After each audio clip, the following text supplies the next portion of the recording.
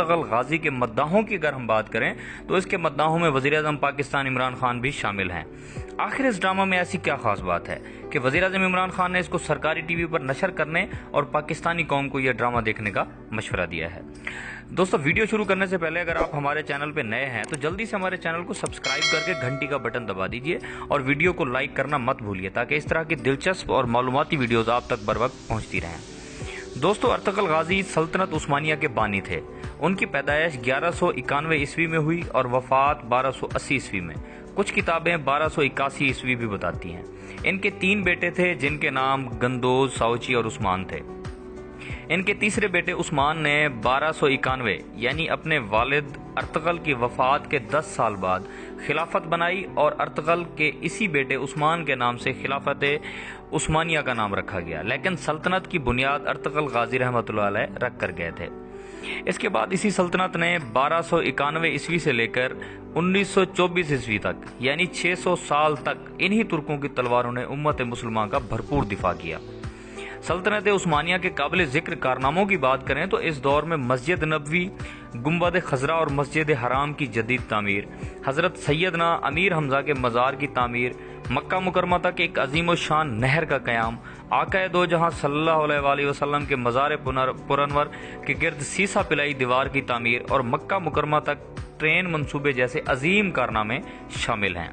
Ertugrul Ghazi کا خاندان وسط ایشیا سے یہاں آیا تھا اور ان کے جد امجد اغوز خان کے 12 بیٹے تھے جن سے یہ 12 قبیلے بنے، جن میں سے یہ ایک کائی قبیلہ تھا جس سے ارطغرل غازی تعلق رکھتا تھا۔ آپ کے والد کا نام سلیمان شاہ تھا۔ ارطغرل غازی کے 3 اور بھائی تھے جن کے نام سارم، زلجان اور گلدارو تھے، جبکہ ان کی والدہ کا نام ہائمہ تھا۔ ان کا قبیلہ سب سے پہلے وسط ایشیا سے ایران آیا، پھر منگولیوں کی یلغار سے نمٹنے کے لیے ایران سے اناطولیہ آ گئے جہاں سلطان صلاح الدین کی حکومت تھی۔ سلطان علاء الدین جو سلجوق سلطنت کے سلطان تھے۔ یہ سلجوق ترک سلطنت سلطان الپ ارسلان نے 1071 میں بیزنٹائن کو بیٹل آف مین زیکرٹ میں عبرتناک شکست دے کے قائم کی تھی۔ سلطان الپ ارسلان بھی تاریخ کی بہت بڑی شخصیت تھے اور آگے جا کے سلطان علاء الدین اسی سلطنت کے سلطان بنے۔ سلطان علاء الدین کے سائے تلے ہی یہ 12 قبیلے اغوز خان رہتے تھے۔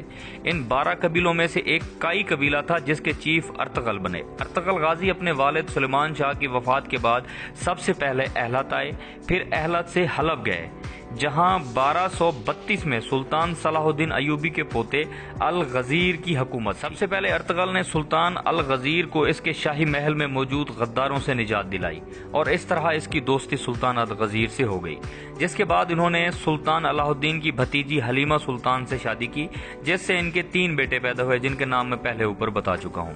ارطغرل غازی نے سب سے پہلے ایوبیوں اور سلجوکیوں کی دوستی کروائی اور حلب کے قریب صلیبیوں کے ایک مضبوط قلعے کو فتح کیا، جس کے بعد ارطغرل غازی سلطان صلاح الدین کے بہت قریب ہو گئے۔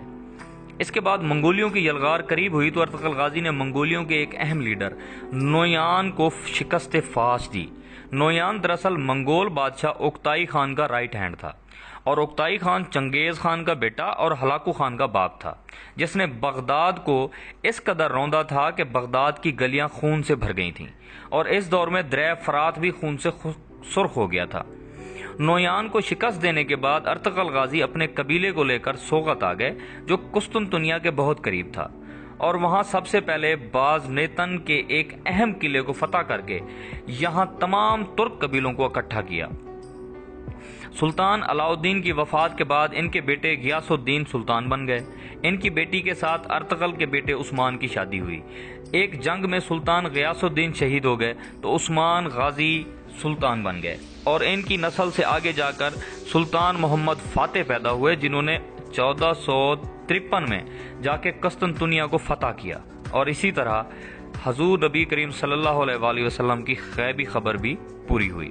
تاریخ میں ارطغرل غازی جیسے جنگجو بہت کم ملتے ہیں، ہماری نسل ان کو جانتی نہیں، وہ بہت بہادر جنگجو تھے۔ اسلام کے آغاز سے لے کر اب تک کی تاریخ اٹھا لیں تو ہر دور میں ایک جنگجو اسلام میں گزرا ہے جس نے اسلام کے لیے بہت کچھ کیا ہے، اور ان سب کا ایک روحانی پہلو ضرور ہے۔ ان سب کے پیچھے ایک روحانی شخصیت ضرور ہوتی تھی جس کی ڈیوٹی اللہ پاک نے لگائی ہوتی تھی۔ آج تک اگر کوئی اسلام کے لیے، امت مسلمہ کے لیے ڈیوٹی کر رہا ہے تو اس کو اسلامی اور روحانی پہلو ضرور ہوگا۔ اس جنگجو ارطغرل غازی کے پیچھے بھی اللہ پاک نے ایک روحانی شخصیت کی ڈیوٹی لگائی، اور وہ روحانی شخصیت شیخ محی الدین ابن العربی رحمۃ اللہ علیہ تھے، جو اندلس سے ارطغرل غازی کی روحانی مدد کو پہنچے تھے۔ امام محی الدین ابن العربی نے ارطغرل غازی کو 2 مرتبہ موت کے منہ سے نکالا اور ہر وقت ارطغرل کی روحانی مدد کرتے رہتے تھے۔ دوستو آپ کو بتاتے ہیں کہ ارطغرل غازی ڈرامہ میں ایسی کیا خاص بات ہے کہ عمران خان اس کو اتنا پسند کرتے ہیں۔ ارطغرل غازی دراصل ڈرامہ نہیں، ایک سحر ہے جو محصور کر دیتا ہے۔ یہ مغرب کے ہر قلعے کو پاش کر دینے والے جانباز سپاہی کی کہانی ہے۔ مغرب اس سے کتنا پریشان ہے، اس بات کا اندازہ آپ اس بات سے لگا لیں کہ نیو یارک ٹائم میں اس ترکی ڈرامہ کو ترکی کا سافٹ ایٹم بم قرار دیا گیا ہے۔ اخبار میں کہا گیا ہے کہ اردگان اس سے مسلمان نوجوانوں کو ورگلا رہا ہے اور انہیں عظیم اسلامی سلطنت کے خواب دکھا رہا ہے۔ اس کے ذریعے ایک ایسا جذبہ پیدا کیا جا رہا ہے جو عنقریب قیامت خیز طوفان کی صورت میں نمودار ہوگا۔ دراصل بات یہ ہے کہ اس ڈرامہ کے ذریعے مسلمانوں کی بزدلی اور احساس کمتری کو ختم کیا گیا ہے۔ مسلمانوں کو اپنی تہذیب پہ فخر کرنا سکھایا جا رہا ہے۔